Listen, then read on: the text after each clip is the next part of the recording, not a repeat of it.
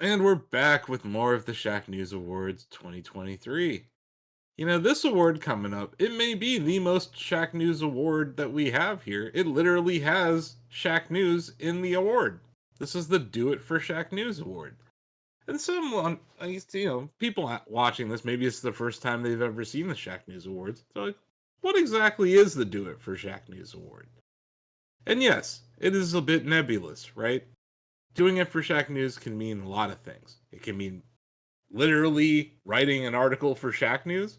It could be modding a game or finding a game that people at Shacknews had forgotten about and restoring it. It could be just being an awesome person and exhibiting just an awesome vibe in everything you do, or releasing cool music. Uh, Maybe you released a video game that no one expected would ever happen. Or, maybe you're an iconic character, figurehead in the video game industry who had an amazing year. Or maybe you're a studio that remakes awesome video games. So, there's a lot of ways to do it for Shacknews, is my point, and this year is no different than any other. Uh, Let me get to the nominees, and then we can get to talking about them and voting. So for the first year ever, the Shacknews freelancers have been nominated for a Do It for Shacknews Award. And I want to list all of them. If I've left anyone out, I'm terribly sorry, but I think this is a pretty exhaustive list of everyone who has done freelance work for Shacknews this year and have been published on the site. Nick Tan, Juno Stump, Laren Bell, Rise of Bacon, Josh Broadwell, Lucas White, Lex Luddy, and Jan Olpeak. I also want to add cheese to this list, not the food. A designer named Cheese has been working with Shacknews on our Shack Pets app. So any of the sticker packs that launched this year were done by Cheese. So shout out to Cheese. So those are the freelancers. Congratulations on your nomination. I saw some of them tweeting about it when they found out. They're like, "Am I nominated for a Game of the Year award?" No, you're not. You're nominated for a Do It for Shacknews award, which is kind of better. Being a human, you can't really be a game yet. Maybe down the road. Leave it up to Kojima. He'll figure it out. Our next nomination. Duke Nukem Forever Restoration Project. These folks literally are doing it for Shacknews. This was a game that I think the community highly anticipated. We never got. This was the 2001 version of the game that kind of got hidden from public eyes. It was then leaked, right? The source code was leaked a few years ago. Community got together and started building things. Where the restoration project is at currently is astonishing. They have Duke match modes allowing for multiplayer. They're introducing new weapons. They're doing all sorts of cool stuff. We had a chance to chat with them during E7, which was a delightful conversation. And them just stopping by to chat with us is literally the definition of doing it for Shacknews. Another nominee, Megaran, nerdcore legend, one of the best freestyle rappers you'll ever meet, all around awesome dude. Our next nominee, F099 developers. I still don't believe that game exists. I play it every day, but I'm in disbelief that it exists. So the sheer act of making that game, I think, got them here with a nomination for the Do It for Shacknews Award. And I know we've talked about this gentleman in another category, Shigeru Miyamoto, for his work at Nintendo this year, doing the launch of Super Nintendo World and Universal Studios Hollywood, as well as the smash hit success of the Mario movie, which he co-produced. A worthy nominee any year. And lastly, Nightdive Studios for their work. Both, I can't think of doing it for Shacknews more than remastering Quake 2. But then to do System Shock remake on top of that, and a Turok remake or remaster on top of that, Nightdive Studios is like the definition of doing it for Shacknews. And we've had a great relationship with them. Interviewing Larry, the head of their studio, several times. He's always been very gracious with his time. And yeah, we love what they're doing. So those are the nominees. I kind of gave a little synopsis for how they ended up here, but anyone want to go into more depth in any of these nominees? It's been a wild year in games journalism, and not in the best of ways. Like, it's been a tough one. It's hard to watch so many outlets that we've seen just like kind of carrying the banner for years kind of fold or falter, and so much staff laid off, and it's not just like concerning as far as the future of our industry, but it's like this was a packed year for games too. Like, there was so much work to do, and we do our best here at Shack News, but like it's hard to catch everything. It's very hard, and these these guys were lifesavers. Like, they all have their own voices, they all have their own talents, they all have their own expertise, and at the end of the day, they helped to make our content continue to flow. Our reviews, our previews, our features, and our guides, and like we owe a significant portion of our traffic to them this year, and I can't thank them enough for stepping up despite how hard it is in this industry to even exist right now, and just dedicate that time to helping us continue to make the Shack News brand as awesome as it is. Yeah, you mentioned something early on in your statement, TJ, that I think is really important. That this was a massive year for video game releases. There was no shortage of demand for articles, right? But there are secular issues happening in our industry that led to mass layoffs across games media. And instead of just sitting here and being like, okay, well, I can pick up another one or two people, making them full time, uh, this was the first year that we really employed freelance work in a big way, and it was to prevent our full time staff from getting burnt out. There literally were too many games any given week. There were weeks this year where we had like 7 reviews going live, or we had people with 3 review assignments at the same time. You know, uh, so when I saw that, I knew that we could augment our coverage in a way where we gave people some work who were looking for it. And not everyone on the list that I read off, not every one of them is reviewing games. Rise of Bacon joined our team as a guides writer for Destiny 2. He's uh, one of the biggest voices in that game, and having him join our staff, or at least on like a freelance basis, has been awesome, and has helped Sam and Bill, who spearhead our Destiny 2 coverage. So yeah, that's an example of what you're talking about, right? Like, these folks really did pitch in and help at times where we desperately needed it.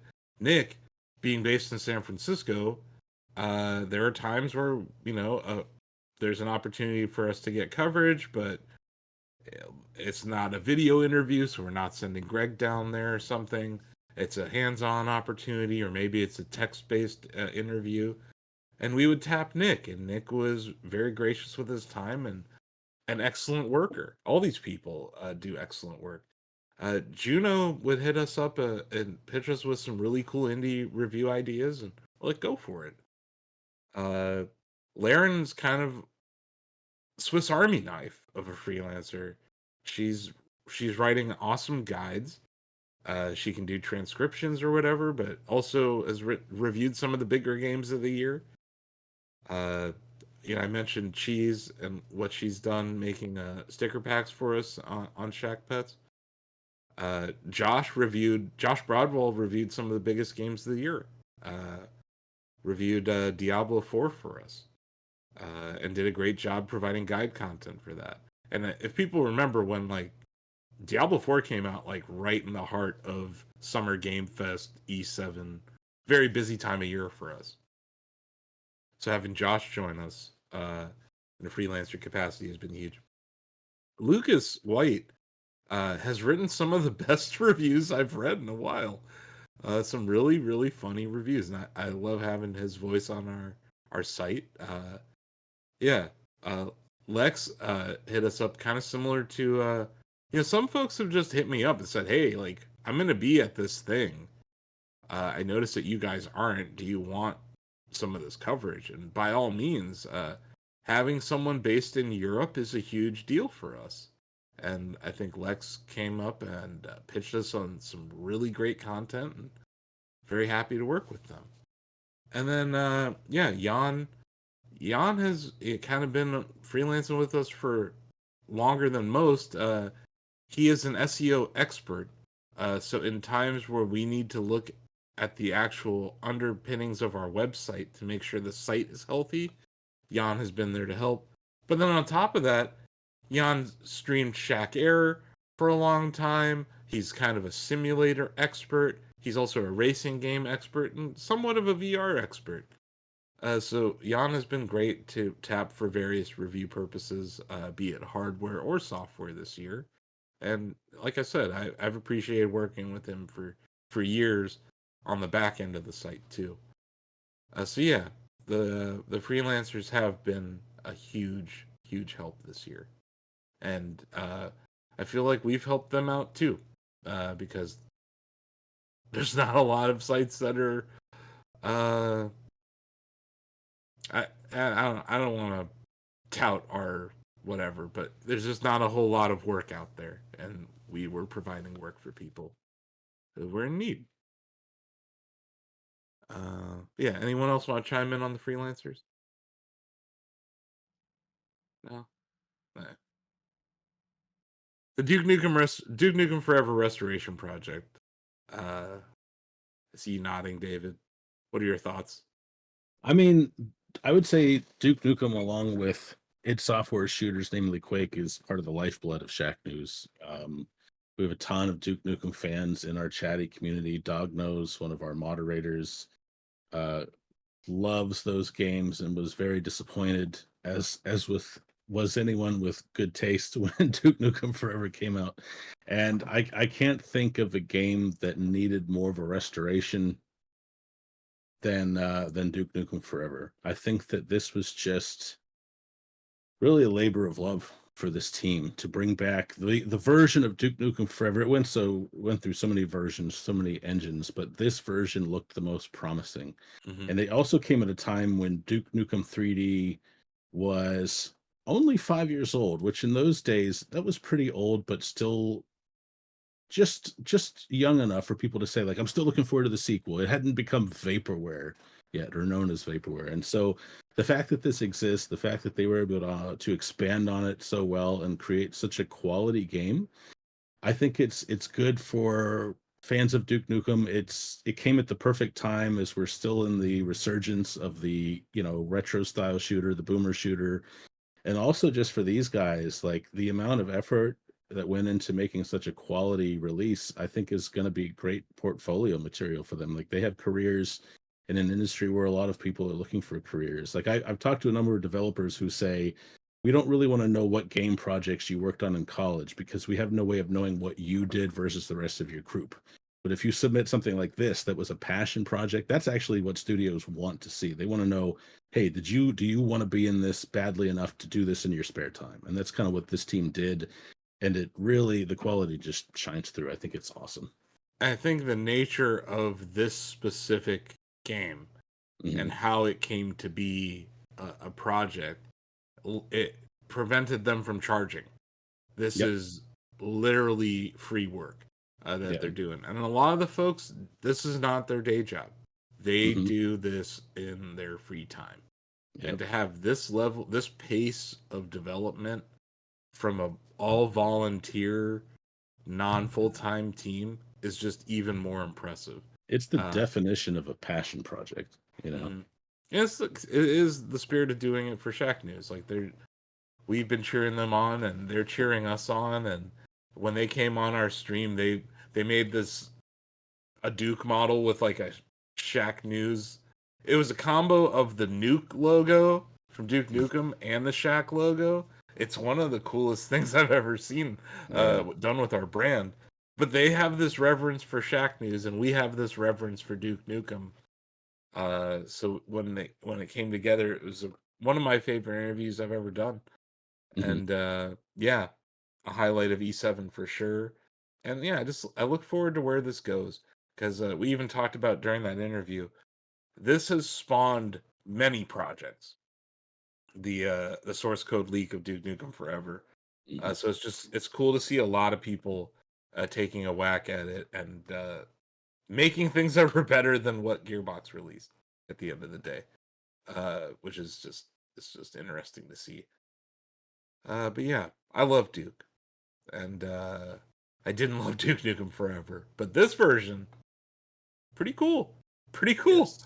If you haven't, check them out on Twitter. They have a very active community. There's a YouTube channel where they post a lot of updates. They're super communicative with their fans as well as with other modders out there. So yeah, it's a really cool community of people who are just making something cool. Also, shout out to the voice actor that they have for Duke. I think he's done a great job. But yeah, it's a good thing. You know, what a year that we're seeing a revival of Duke Nukem Forever and F-Zero 99 in the same year. It's hard to it's hard to contain all the doing it for Shack News. But yeah, next up, Mega Ran. Mega Ran rules. I don't know how else to say it.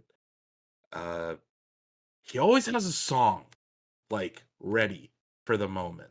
You know, it's earlier this year when the Mario movie was out, he had the Mario Bros rap, he had a remix of it. Perfect timing, right?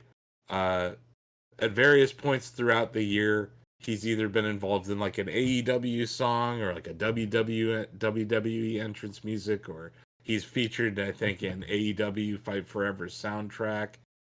Uh, Mhm. Mega Ran's been everywhere this year, like all sorts of media. You'll see him on the sideline or whatever, ringside at a wrestling event, or you'll see him throwing a party during a PAX event, or playing shows, touring the country. Uh, but he did some other stuff this year too. He became a father. He and his wife adopted a baby boy. They were foster parenting the child last year, and they made that full commitment and went through the proper processes required to become an adoptive parent. And I just think that was an awesome moment for Ran. And then I think inspired by being a father, he put out a children's album this year, and it's awesome. And like Ran has always been a very wholesome character. He doesn't really curse in a lot of his raps, so he has tended to be more family friendly. But seeing him pivot from nerdcore to literally an album for his son was one of the coolest things I've seen this year, done musically. And I'm sure I'm leaving out like 15 other things he did because he is just the most active person when it comes to releasing content around game releases, right? So, he has the Black Materia album, which is obviously a bunch of Final Fantasy remixes and stuff. Uh, he's redone or uh, rapped over most awesome Mega Man songs over time. But yeah, between the touring, the production, what he's doing from a content creator for wrestling standpoint, and the pivot to making a children's album, I just think he had an amazing year. Uh, and the man literally rapped "Do It for Shack News." He made a song during E6 last year where he rapped the words "Do It for Shack News." Which at the time, I was like, last year we didn't really have a nomination process for this award. It went to Lola, but at the time I was like, man, that guy knows how to do it for Shacknews. And it just continued this year. So shout out to Mega Ran for everything that he's doing. He remains an inspiration for a lot of people, and I just think we should be cheering on people like that. Anyone else want to chime in on Mega Ran? I feel like I'm just talking this whole time. Anybody who can read the Steve Tendo show is okay in my book. Hell yeah. He will pop in after one of his shows or one of his themes, and then he'll pop in while we're playing Mega Man, and he'll raid, and that's pretty cool. Yep. Greg, were you about to say something? Okay, I wasn't sure. But yeah, we have a mutual respect between the Shacknews Twitch channel and Mega Ran's, where we'll raid him, he'll raid us. We've worked together in the past on stuff. He actually was at our Shacknews E3 2019 booth. He was interviewed there. I believe you interviewed him earlier this year, Greg? I did. Yeah. I did. So yeah, been a great relationship with Mega Ran. We're always cheering on for you, man. So yeah, continue to do it for Shacknews. And then I guess this is my nomination here. I don't believe it. F-Zero 99 got released this year, and I don't understand how it happened. I want to talk to these people. Like, did you help make F-Zero 99? Email me, call me, DM me, send me a carrier pigeon, but just tell me how you got this greenlit. Cause like I don't understand. How did it go from 20 years of this game being dead, this franchise not being worth rebooting? How did we get to this moment? And did it involve listening to the Shackcast? Because I've definitely described this game to David ad nauseum on our podcast. It's one thing. Oh, we got a new F-Zero game. No, this is literally what I described as what could be a new F-Zero game and what would be a different F-Zero game. Creating a battle royale in a racing game, an online Nintendo game that's not trash, that actually works. What kind of wizards did this? What kind of magic was involved in the creation of this game? That's why I nominated them, because I just don't get it. How the hell did you guys do this? And obviously, it has rejuvenated my efforts at Shacknews and everywhere. But it's been an amazing moment for F-Zero fans everywhere, and I still just don't understand how we got here. And I would just love to know. Have they said a word? Have you seen a word from the F-Zero 99 devs?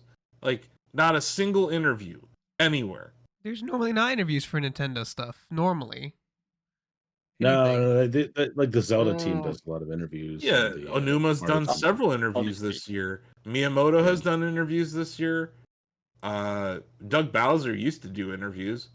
But yeah, like, I get it, Greg. Like, they are cagey about stuff, but like, Nintendo will produce their own interview content, right? Yeah. Like they could do that in house. Nothing. Like, not a word from these people.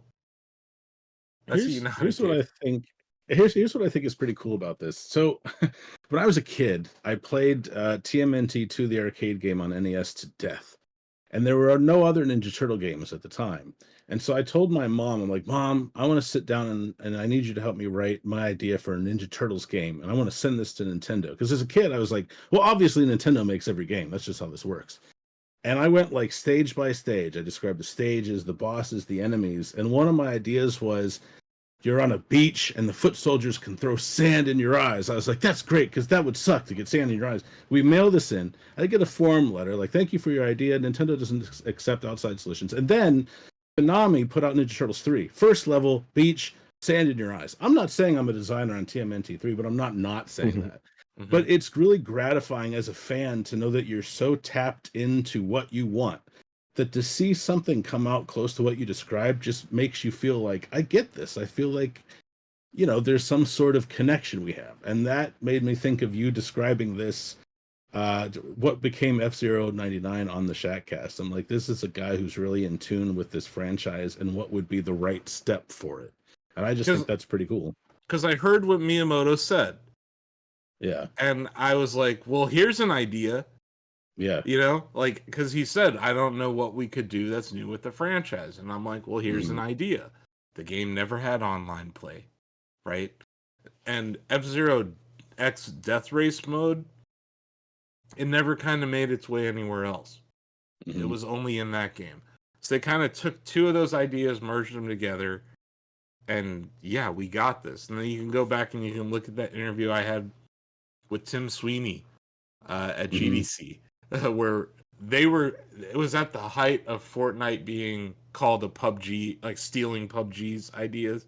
Remember that narrative? And he said something. He's like, the video game industry is people building on top of each other's ideas. That's just what it is. And F-Zero 99, I think, builds on the Battle Royale formula in a really, really interesting way. Yeah, it's amazing. And I absolutely love this game. I've talked about it in several categories during these deliberations.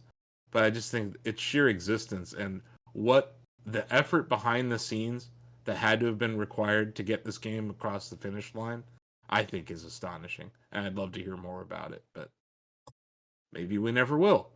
But yeah, at the very least, I salute the hell out of them for what they accomplished this year. But yeah, our next nominee kind of ties right into this. Shigeru Miyamoto, also nominated for Person of the Year. I think his Do It for Shacknews Award nomination is kind of similar. The release of the Mario movie and the opening of Super Nintendo World, I think, are two things you can point to this year that he had his hands all over.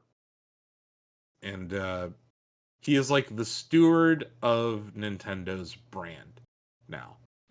And he'll never be Satoru Iwata, and he'll never be Reggie. He was one of the three Musketeers, right? And he's kind of the last one standing.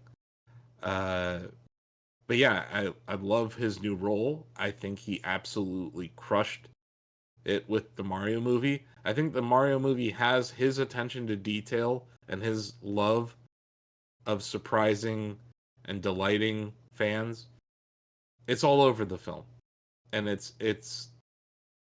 I doubt that came from the Minions studio. I think that the things that the things that make the Mario movie just gushing with fan service, those came from Miyamoto. I point to Mario's bedroom in the film. The amount of Easter eggs in that one scene, it's like a celebration of Miyamoto's career.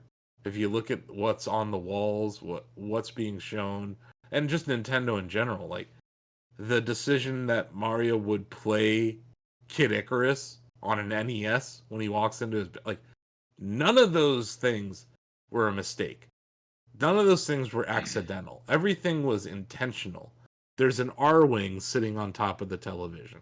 There's an F-Zero poster in the room. There's a pro wrestling poster there. Yeah, it's just, I think what he did and what he continues to do as the curator of Nintendo IP is amazing, and it is the next phase of Nintendo. Like, we are witnessing a different era for Nintendo, where their IP is coming to mobile apps. It's going to be made into a live, he's going to be involved supervising the Zelda film that's being made into a live action story. Yeah, just, I think Miyamoto had an amazing year. And yeah, literally did several things where you're just like, this award's about cheering on the nominee. They're doing something that we applaud or that we wanted to see happen. And that's what Miyamoto did this year. He did it for Shacknews. Super hard. Anyone else want to add anything here? I literally feel like this is just me reading all of my thoughts out. I think that then. Oh, sorry, Greg. I'll just get this out of the way real quick. I just think Miyamoto is a great Nintendo ambassador in addition to all the other hats he wears. Like, I think he is, for most Nintendo fans, the face of Nintendo. He's always been one of the faces, but the face. Like, he was one of the personalities I knew as a kid, back even when Nintendo was very kind of a walled garden in terms of talking about its developers. Nintendo Power always showed Miyamoto because he's going to be Mario, Donkey Kong, etc. So I just feel like this is the perfect role for him. Mm-hmm.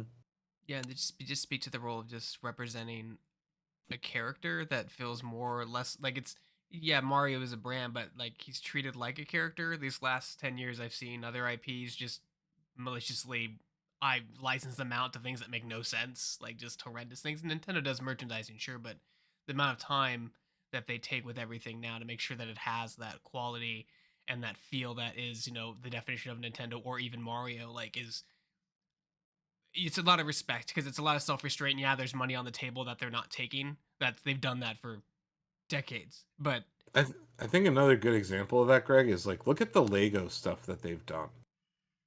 All that stuff is very popular, but it has that Nintendo vibe to yeah, it.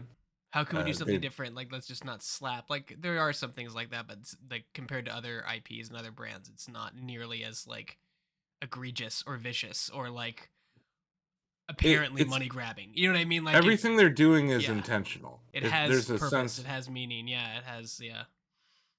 but that is undeniably licensing an IP.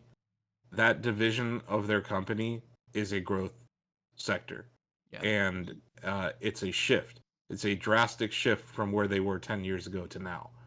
That they have mobile apps, that there is a actual animated movie, that they bought an animated studio and they have Nintendo Pictures inside the company now.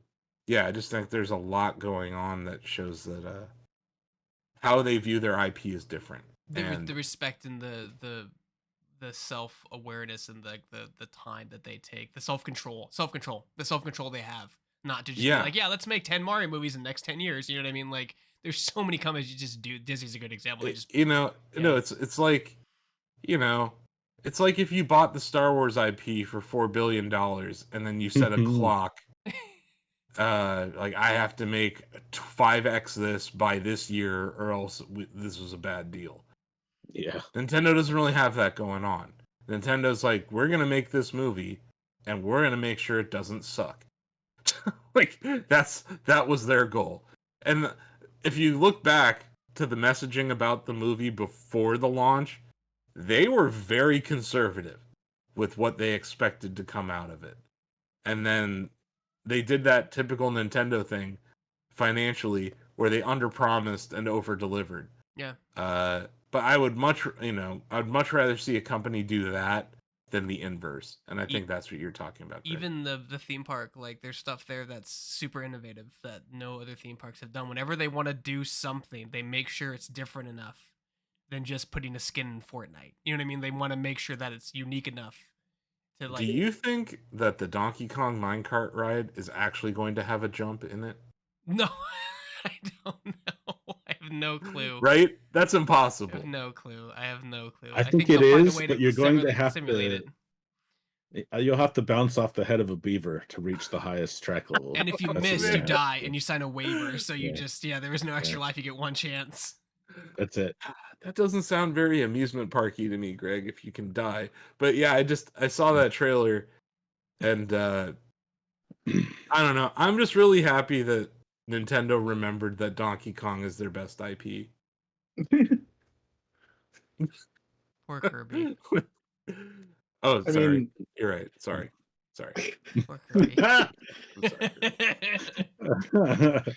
it's it's really interesting to me. Like there was an interview earlier this year before we knew about Super Mario Wonder's announcement, but after the movie came out, where everybody was asking Miyamoto, like, "Where's the Mario game? Why don't we have a Mario game?" Where this movie is doing great, so we should have a Mario game to go with it.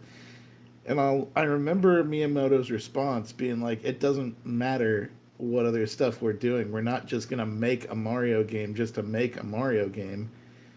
And then when Mario Bros. Wonder was announced, we got further insight into it, and it was like there was a lot of developers that put together like new ideas and interesting ideas, and it was a chance for younger developers at Nintendo to like stretch their creativity and contribute to this thing that has been legendary. And I think in a way, like those two things tie together where like like they weren't just going to put Super Mario Wonder out beside the movie. It had to be good ideas. It had to be cool ideas. And I think that it ultimately like shows just how much restraint and also passion Miyamoto and the development team has for those projects. Yeah. Mm-hmm. There are very few other games that I can think of that have their characters or their genres or their franchises age as well as Nintendo's has, or just get. They've had their misses too. Don't get me wrong, Skyward Sword, like, but they're far in between of like between other unforementioned franchises that have just copy pasted every other year and not made any changes. And yeah, it's really Yeah, impressive. imagine how terrible Mario would be viewed if it was an annualized franchise. If we got a Mario 3D game once a year, like how bad would the quality be and how would the brand be viewed, right? Whereas we got Odyssey, right, which is a banger. And then we got Bowser's Fury, which is really cool, but not of the scope of something like Odyssey. Nintendo tends to make like one big flagship Mario game 3D wise per system outside of the Wii. Yeah, that patience, Greg. Like it's I'm very public about my being a shareholder of Nintendo. Their patience can be frustrating from an investor standpoint, but at the same time it's one of their greatest assets because they are so slow moving that they don't do stupid stuff like enter the NFT marketplace only to leave it because it was a dumb idea. They just look at it and they're like, I don't know, and then they just get back to making awesome video games. Yeah, I think that focus that they have there is largely driven by Miyamoto and the management team, but at the same time allowing their younger teams to have the freedom to make something like Mario Wonder, I think is what makes that company really special. And again, it's at the cost of just they leave money on the table, but that's okay. Like Batman has no business being in Fortnite because he wields guns and like that's not his thing. But like DC was like, yeah, that's money on the table. We'll do that. And you're just like, that's not indicative of the character of the IP, but you wanted that money because it was money left on the table, so you took it. Nintendo doesn't do that yet. And I saw that story this week. I saw Go Nintendo reporting it that like Epic has been hard selling Nintendo on bringing Mario to Fortnite, and I'm like, that'll never happen. That will never happen. Willing And you have to AKs, be like that's not going to work. You have to be delusional to even pitch Nintendo on that. But there is like the Mario and Rabbids game where Mario can cap some fools in that game. So maybe down the road. But yeah, Shigeru Miyamoto definitely a solid nomination for the Do It for Shacknews Award. We should move on to the next nominee, right? Nightdive Studios. Wow. These folks just can't stop. They don't know how to stop doing it for Shacknews. It's like right now, at this moment in time, I guarantee there is an unannounced remake that we're all going to be excited about that Nightdive is working on. And I love them for that. Because this year was just Quake 2 Remaster is enough for me to nominate them for this category. That is a banger. Yeah. That is a very good remaster. System Shock remake is also awesome. And then Turok 3, I think the source material in that case wasn't that great to begin with. They kind of had to round out what they've done with the rest of the series, Yeah. But it was a nice way to tie a bow on this year for them. Yeah. I love what they do over at Nightdive. TJ, I saw you nodding.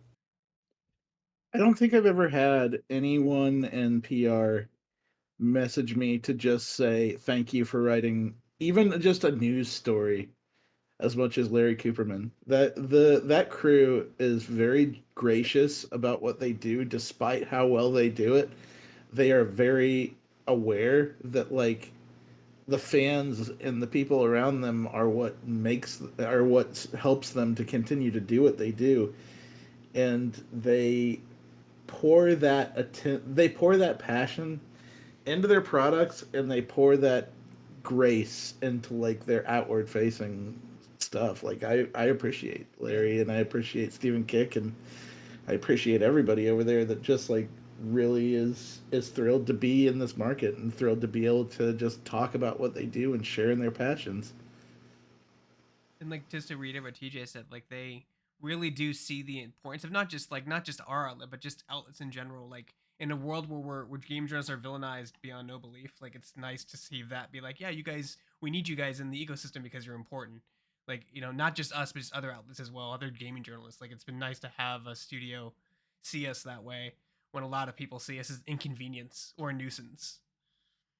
Yeah, and also that they value talking with us, right? They've done a ton of interviews with us, and they share those interviews with their community. And there's a huge overlap between people who follow Nightdive and people who follow us. So it's just kind of been a natural thing, the relationship that's grown. But I also think like we have pretty solid interview content when we do chat with them, And like and we're knowledgeable about the games that they're making and or remaking. But yeah, it's also like we've talked to them so much, I've gotten to know them personally, like on a level too. Like, Larry is a advocate of history, particularly Jewish history, and like the speeches and talks and stuff like that, which is really fascinating. Steven loves Transformers. Please, somebody give him a Transformers game to make. Like that's his dream. Do that for him. Like you get to see the I don't know people if who you make behind the game. Like you have your social media side, you have your press side, you have your your face on the internet. But then you have the people behind it. Who have families and hobbies and interests that don't necessarily intersect the stuff they're working on all the time, which is cool. And I like seeing that side. That's why I like games journalism so much. You get to see the people making the games, see them behind, what they just post on social media, or it's and really kind of cool. it's important to note that they got acquired this year too by Atari, Atari. yeah. So like the work that they've done, they got rewarded for it. They probably have a decent sized money hat at this point, and that didn't change anything. Like they're still the same grinding studio. That's like I don't know if you saw Stephen Kick's tweet about Rogue Squadron remake, but I was like, yes, He's on my that. man, like get on it. And it's worth noting too, like that Atari itself has had its ups and downs, but I think that Nightdive Studio is in good hands with Wade Rosen, who has been. Oh, wait. I think Rosen's been killing it as CEO of Atari in its current generation. Just like as a brand that was once on top of it all, fell off a cliff, and then just rose from the ashes. Like Talk about a really smart merger though, because Atari owns a ton of retro IP, and Nightdive is amazing at remaking retro games. So like that acquisition made a lot of sense to me, and I'm excited for where it goes from here. Cause yeah, like I know Atari's been through the ringer, man. They Like have. it's been a journey, and it's not the same Atari that made the 2600. No, Right? This is a yeah. very different company now. No, it's a great None of the company. founders are there, but the new vision for what Atari can be, I think, is interesting. Not to mention the And fact that, like, with Wade at the helm, like TJ said, and Nightdive are both advocates of keeping games historically preserved, remembering them, not forgetting them, and not, making sure they're backed up so some guy who spent 8 years of his life making an odd game on PCs doesn't die with him in a file cabinet in a junkyard somewhere. They want to keep that historical value of those games out and about, which is great. And with Wade, it's going to be a long process, but Wade did that with his company before he was joined Atari, and he had to hand the keys over to somebody else. But they're going to do some great things, I think, in the future. yep, another worthy nominee. Unless anyone has anything else to say, I think we should vote. Mm-hmm. I'm gonna start with Steve. I think I'm going to go with the F-099 devs. A solid vote. TJ. the freelancers. Thank you all for all your hard work. Yeah. Greg. I'm gonna go with Nightdive. I talked myself into Nightdive. Donovan. I'll go with Nightdive Studios. David. Yeah, I'll go with Nightdive. Let me get some of these. Yeah, Steve, Denny, and Ozzy, I believe, right? Bill. Bill. Bill's vote is for the F-099 devs. Let's see, what did Sam put down?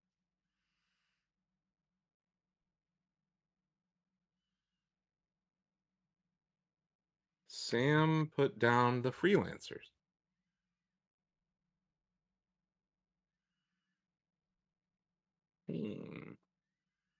What did Ozzy put? Oh yeah. What did Ozzy put? This could get really, really He put the crazy in Duke a Nukem second. Forever restoration project. Okay.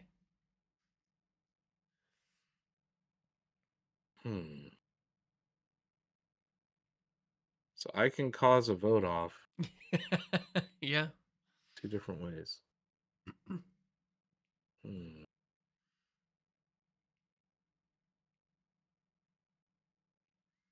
That's weird because I was gonna vote for Mega Ran, but he's not gonna win. So, You can still vote for Mega Ran. I know, but then that just hands the win over to Nightdive. It just hands the. No, look, there's Nightdive's great, right? there's a game that came out this year that's my favorite video game, It did, Greg, yeah. and those devs, I'm the one who nominated these people, so it's hard for me. And I'm also the person who pays the freelancers and found them. You know what I mean? Like, this is a tough one. So Bit of a hard. tight Yeah. spot. Get Ozzy in here. He's got to change his vote. Seriously. That's what I would. Damn it, Ozzy. I don't want to be the guy that's like sends the freelancers out of this category. And then I don't. Flip The one the time you coin. shouldn't have gone last and you went last. You should have I gone don't know first. why I went last, Greg. I went My last. brain's This is a gonna mistake. explode. I don't know what to do here. Everyone's out of order. It's No. everybody. Everybody Okay, wins. well, I'm doing it. I'm doing this. I'm voting for F-099. Dev. Okay, that means So now we have a vote off. it's between just those yeah. two. We have to revote to TJ. Yeah, TJ has to make a decision. TJ Is it has just all the TJ? power now. Who voted? No, 2 people voted for. Oh, Sam. That's right. Okay, so yeah, TJ has to revote. That's basically it. Unless know. anyone changed their opinion here. I love F-099, and I really hope that we get that interview one day because that story is one that I feel needs to be told. I think it's going to be a fun one. But, like, man, I really appreciate the Nightdive crew. I appreciate all the work they're doing for games preservation. I appreciate the work they do with us. I appreciate how much they care about the games, the community around them. I think as far as like who did it for Shacknews, I got to give it to the crew that was with us all year, just pumping out cool content with us. Nightdive is awesome, and Look, there's no wrong vote here, yeah, except apparently Miyamoto or Mega Ran for some reason. I don't know. no, and those It's two are just- it was cool as hard. well. Those two are Like- so damn cool as well, and like it speaks to how hard it was to like do this topic this year. Yeah, Is how many cool people have joined us on our adventures at Shacknews. Like we couldn't do what we were doing without any one of these nominees. Mhm. And I think that's like so hard to vote on, but I think I got to give it to the ones that were like directly supporting us all year. yeah, for sure. And like, I want to note that this is the first year that we've made all of the Shacknews Awards nominations public. But outside of last year, we always publish the Do It for Shacknews Award nominees because all of them deserve recognition. All of them did something amazing this year. And that's the case for all of these nominees too. So, like I said, you can't be mad at any of these these entities or people winning. But all of them deserve the praise because they all know how to do it for Shacknews. But yeah, only one can remain at the top with the award, and it's Nightdive Studios. Congratulations, everybody! You're the winner of the Do It for Shacknews Award for the year 2023.